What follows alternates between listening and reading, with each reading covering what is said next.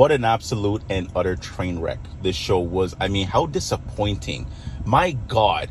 The first ever collaboration between WWE and ESPN in the modern era, with them putting on this random Wrestlepalooza show that was announced 3 or 4 weeks ago, like barely any time to build a damn show. And ESPN themselves gave the show a C rating. A freaking C rating. They gave the show a C. They said it was barely average. The saving grace of the show was Stephanie Vicur and Io Sky going head-to-head for the vacated women's world title. That's the only saving grace that the show had based off of ESPN's own feedback about this show they put on with WWE. How disappointing, how embarrassing is that? You know, I actually quit watching wrestling. I'm not even going to lie. This show was so bad. This show was so bad that I had to come back to make a rant video. Not even lying. Around WrestleMania time, when I first stopped watching wrestling and stopped doing videos on it, it was so bad. The build to WrestleMania was shit, horrible. All of it was so predictable. Them heading in the direction of giving John Cena number 17, beating Cody Rhodes, and just like, you know, the triple threat between Roman and CM Punk and Seth. That was a bit unpredictable, sure, but still predictable nonetheless. None of it was exciting. So I'm like, this isn't even worth my time. WWE right now, I know we're like 2 or 3 weeks away from WrestleMania. I have no interest to watch none of this. You guys have failed. You guys have failed to build a show, to build interest, to create new stars, and just to capture the fan interest. Everything thus far, based off of the last year and a half, 2 years, has been numbers and how much they're making and advertisements and ads everywhere and glazing. And what is this? So I quit. I quit watching wrestling. And I'm like, you know what, lately, let me tune back in. Let me check what wrestling has been doing. And you know what I see? Freaking Seth Rollins has a new faction called The Vision. He's a world champion again. Apparently he cashed in his Money in the Bank and won the title from CM Punk. What? Why would we do that? So now Seth has a faction. I guess it's his turn because Roman had a faction. And he has good team members like Braun Breaker, Bronson Reed. Paul Heyman is now aligned with Seth Rollins. He's now the Oracle. He's not the wise man or nothing, the freaking Oracle. How cringe is that?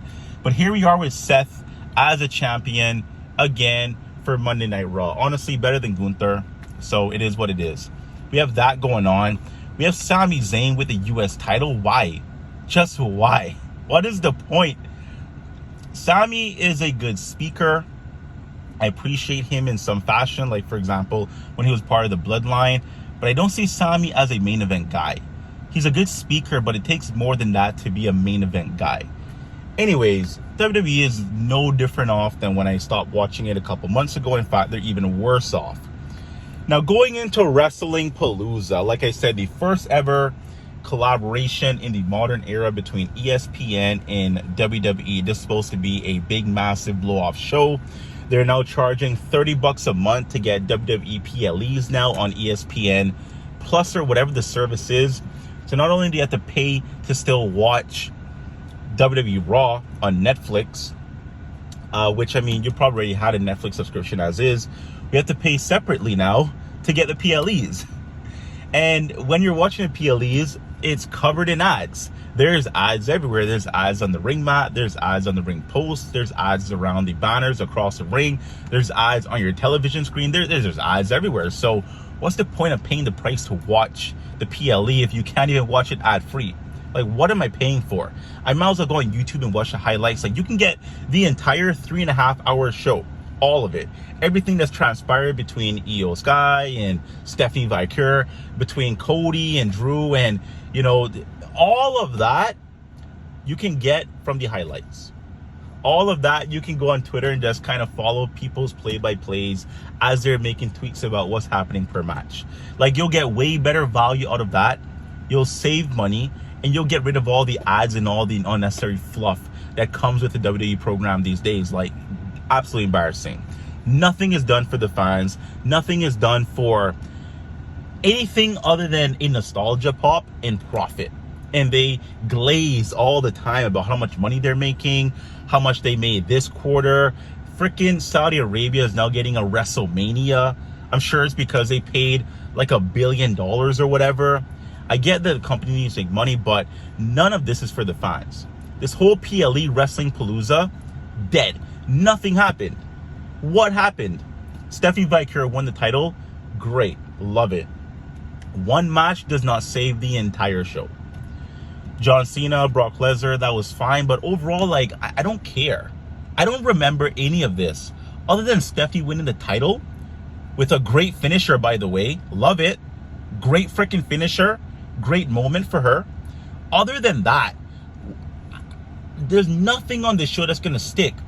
Jey Uso getting busted open, hitting Braun Breaker with a chair, and the chair ricocheting to hit himself in the head, and he cuts himself open.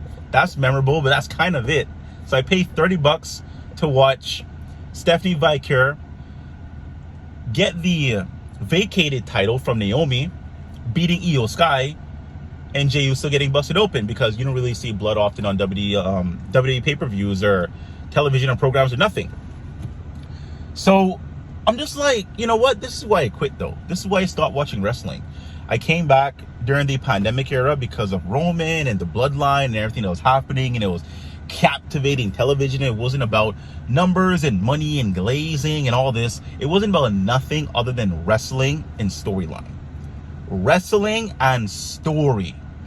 That's what we had a couple years ago. Ever since Roman lost a title, literally the moment he lost a title, the whole dynamic, the whole interest in this program just started to die. Nothing about it stuck. Cody's reign was overall shit. His second reign, now not that great. John Cena, my God, this is his retirement tour. This is the last time we'll ever have John Cena in a wrestling ring, unless he competes in Saudi Arabia. They must have offered him as well a bucket of freaking money. If they're bringing back The Undertaker, DX, they're bringing back potentially Stone Cold. If these guys are coming back, then I would imagine they would have went to John Cena and say, hey, we want a final match with you versus The Rock or something. Here's $50 million for one match. Like, Saudi has the money. So maybe John's going to come back and that's going to be his very last match. But as it stands right now, his last reign as champion, not world heavyweight champion, the WWE champion, the undisputed title, he broke the record at number 17. He's now the most winningest WWE champion of all time. He beat Ric Flair. His reign, I remember down there nothing from. The best part of it was him versus CM Punk and the bill for that. That's kind of it. Like, all of it was honestly subpar, mediocre, lackluster, and very forgettable. When he beat Cody Rhodes at WrestleMania, Travis Scott was a part of that. So that freaking ruined history. That ruined the moment. And then, like, afterwards, he just kind of went on about ruining wrestling, and his Titantron changed from all the colors and whatever to just black and John Cena. People chanted the John Cena song, but what did he do? He didn't ruin nothing.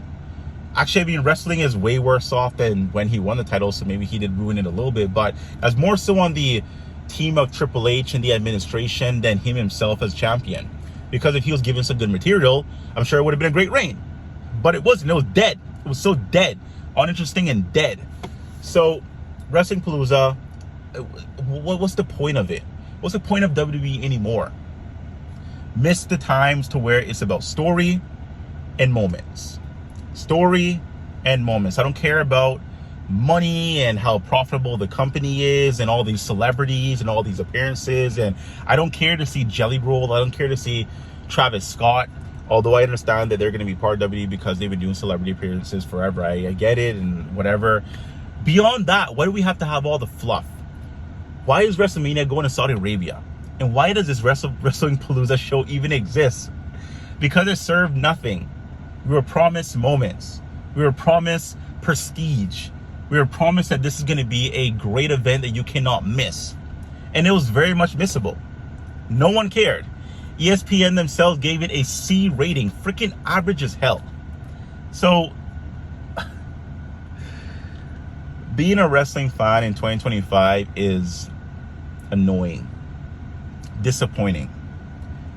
We don't need these legacy wrestlers like a Brock Lesnar. We don't need a Undertaker. We don't need none of these people to continuously having to come back to save the ratings, to save the show. We just need consistent story, consistent building of characters who already exist. Braun Breaker is a star. The guy can cut a promo. The guy can do a bunch of great things. He can wrestle. He's a speed demon. He can be plugged into anything, including the main event scene. He's relegated to being the lackey of Seth Rollins, who is barely a main event guy himself. Like, I love Seth. He's fine. He's, a cool heel. I like him better as a heel than a babyface. But why are they not building better stars? Bronson Reed is a star in the making. Braun Breaker, a star in the making.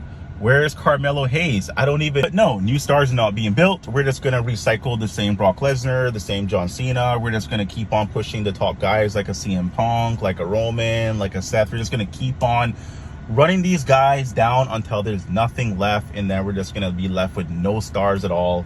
And they're just going to keep on cycling legend after legend after legend. Let's bring back The Undertaker again. Let's bring back whoever we have, The Rock. Let's keep bringing people back that people actually care about instead of building new stars. It's very annoying, It's very annoying to be a fan, like I said, in 2025. And I'm hoping that this product turns itself around, because it's just going down in terms of fan retention. And although they're making money, which at the end of the day, money does matter when you have a business, when you're paying salaries, when there's bills and obligations and contracts, I understand. But as a fan watching the product since I was like 9, I'm in my 30s right now. Been watching it since I was 9. And I quit back in like 2012, came back in 2020 because of Roman Reigns. I had a little gap there. But I used to love wrestling. I used to enjoy this. This is part of my day coming home after school, just putting on Raw, putting on SmackDown, watching something, watching Stone Cold, watching Bret Hart. It was great. A lot of cool stuff. But now, don't even care to keep up with the show. I don't even care to go into a PLE. You don't even need to. The highlights tell you more than the actual show, because the show is full of fluff and ads and things you really don't even need to know about.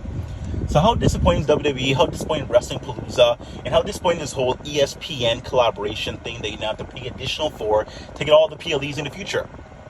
Like, what is this? Dead show. Other than Stephanie Vicari winning, which was a great moment, like I said. Jey Uso accidentally busting himself open. It honestly is a very much throwaway show. And for the first of what would be many ESPN collaboration shows, you would think they would just give this show everything. Give it their all. Have some shocking moments. Have Drew win the title from Cody. I don't even care. I don't care to see Cody do another year as champion, go and wrestle. I don't care to see none of that from Cody, man. Cody is just not doing it lately. The same formulaic, repetitive, mundane stuff over and over and over again, in the glazing and the it's frustrating. But whatever, let's keep on hoping, man. They're pushing money and ads and everything out the wazoo, so it's very clear to see the direction of WWE, and it's not fun being a fan. So, quick video, guys. Hope you enjoyed. Like, share, comment, like I said, and I'll see you next time. Bye-bye.